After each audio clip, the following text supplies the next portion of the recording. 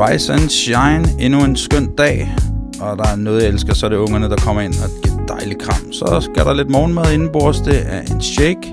Husk nu valgkortet, venner. Asti er afsted på opgave sammen med Gaps. Vi er kørt til Haslev, hvor der skal filmes den her tilbygning, der er lavet. Og kunden skal også komme med en udtalelse om, hvorfor han er bedre end konkurrenten. Og Gaps fanger ham fra en super nice vinkel. Så er vi tilbage på kontoret. What up, Cami? Der er der sgu Emil sidde.